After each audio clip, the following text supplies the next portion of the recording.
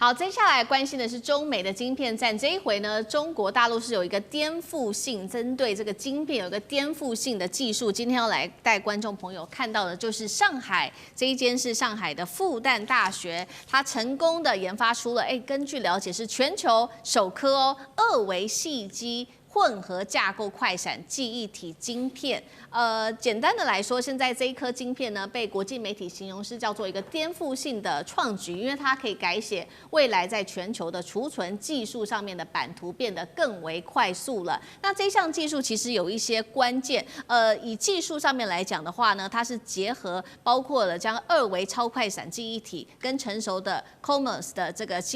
片的制程来深度的做一个结合，而且呢，它的良率现在看起来已经达到94%，是可以做工业量产的哦。那根据了解，这样子的话就可以突破2个限制，首先是传统的过去跟美国拼这个5奈米、7奈米这些高阶晶片，第二件事情是可以突破现在来自于这些高阶的光刻机，他们本来中国需要的光刻机也不需要了，就可以突破美国、荷兰跟日本来自于他们的封锁。这项技术的关键到底是在哪里？真的吗？可以不用艾斯摩尔这些高阶的光刻机就能实现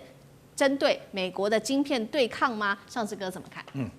首先我想这个半导体科技战当中呢，大家还是要有个通盘的概念，在概念上当中就是这些所谓的力量就科技力量、运算，现在运算的力量传输的力量，另外就是记忆，记忆包括量，也包括记忆的速度。所以在这次这个所谓的上海复旦大学，它的这个部分的技术是这样子，我要整理一下是这样。我们过去都知道，在谈了很多这些中美的对峙当中，第一个是所谓的半导体科技。这科技当中，首先其实就是这个所谓的这个科技晶片，我们讲手机上应用的吧。我们知道，就是麒麟的晶片跟美国方面的这种很新的运算，它在强调手机就是要运算。第二个部分就是最近很新的，就是 AI 晶片，它是就算力本身。那这里头一方面要有运算，二方面也要包括互相通知来通知去，让算力有个巨大的这个算力库。好，他们的这次的技术很特殊，叫做在记忆。我讲在记忆过去我们概念上当中，其实就记忆体嘛。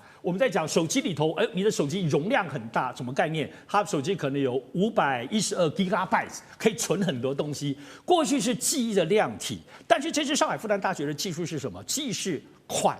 又快，然后它快还快在哪里？它快在这个记忆可不是在比这个量可以放很多东西，而是这记忆当中放的部分是最关键的，是什么呢？AI，什么意思呢 ？AI 晶片过去就是纯算力，但是现在最新的 AI 训练技术，在大数据模型来到，因为过去每次 AI 如果什么东西都要从头算到尾，全世界所有的网络要帮你扫一遍，这来不及。所以现在算力更精致，是它一方面算，可一方面它也记。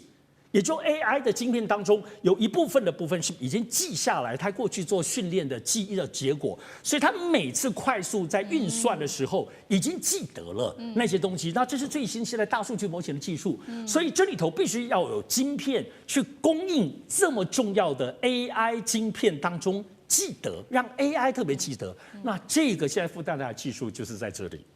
又快。又能够记得又多，而且它的技术基本上也是跟我们现在看到 CoWoS 什么一样，在做出这个东西都是有垂直性的，无论是几奈米所以它并不是光刻机或什么，它是一个记忆晶片的技术，它不是帮你做1T、2T、3T 的记忆的量体的这个部分，它是在传输的速度，而且特别是针对现在最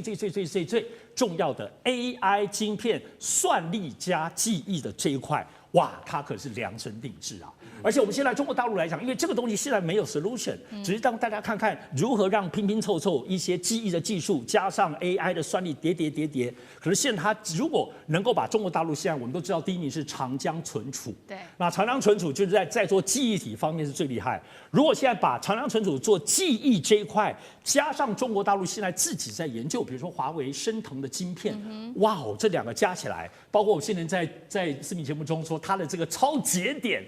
哇，这个可能就中国就有一个自己又快的算力，又 AI 又记得很多东西，运算又很快的这个全面的框架，这可不就是现在美国科技的框架了？所以呢，这次当中是这样子，它跟我们所作为艾斯摩尔这个东西，它不是做光刻机，但我不得不说，最近我们看到在中国大陆，包括光刻机战略的技术已经都有具体做出来了，现在都在做，包括中芯国际啊，在华为那边都已经在试做了哈，在看到底能不能使得上。到底还有没有其他问题？包括这里，包括我们都知道新凯来等等的，都是在全面的推进。那这个部分的全新突破就在于它现在是 AI 晶片的记忆的速度跟记忆的叠加方面，美国现在还没有这个 solution 哦，辉达也还没有哦，所以它现在已经推出这个东西。如果它后面可以工艺化做得出来，变成中国把自己一起整合，我提到的 AI 晶片也做了，光刻机也出来的话。哇，这个全面出来的结果真的很吓人，所以难怪《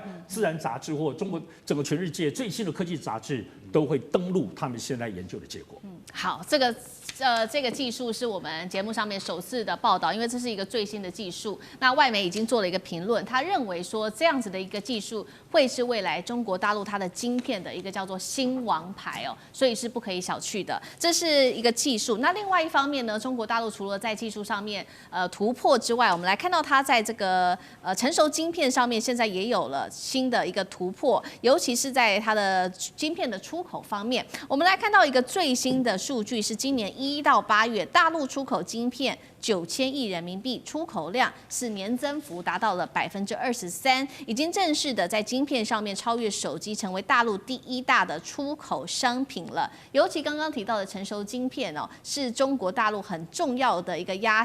舱石哦。它的成本首先呢，比美国的晶片成熟晶片便宜了大约40%，包括了现在美国的多款武器都是用大陆的成熟晶片的，不管是美国常用的 F-35，或者是它的伯克级的驱逐舰，甚至它的航母。都是使用大陆的成熟晶片的。那现在北京有了底气之后，我们看到它针对于辉达的审查晶片的进口之后，变得更为严格了，会派出这些官员守在港口，一一的检查这一些辉达的晶片，这是第一件事情。但是第二件事情是，荷兰政府怎么突然间改变了态度？现在要追随美国的角度吗？最新消息，赶快带观众朋友来看到，荷兰的政府罕见出手介入中资持股的这一间半导体公司，叫做安氏半导体，理由是它危及了经济安全，是不是？它现在在配合美国，针对中国做科技围堵呢？聂老师怎么看 ？OK， 其实我先讲这个荷兰的问题啊。荷兰本来就是一直配合美国的了。你看中荷日，对不对？它的这个光刻机是不是配合美国？它设计端，那美国用它的 EDA 还有它设计端配合光刻机，然后再跟日本的这个所谓的制造的一些科技技术，然后封锁中国，这个都做了很久。当然中间还有一个台湾，因为台湾不是联合国家，所以它基本上不会把台湾提出来。不过我讲这个问题也不能完全讲说它突然改变，因为真的中国的晶片这些科技发展太快，它就像电动车，就像所有东西你都冲击到全世界，很多都真的很多国家都因为中国的发展而有牵扯到各个小国家的国安问题，所以他们讲的也是为他自己考量，不完全是配合美国。我必须这样很明的讲。比如我要讲的是很有趣的，就是叫树大招风啊。为什么呢 ？NVIDIA 树大招风，你看它很可怜，最近美国呢一直说你不能去卖中国，就封锁。这个超微也是这个 NVIDIA， 尤其 NVIDIA 不能卖过，要尽量的要强化自己的这个科技技能，这样提供给我们自己的供应商。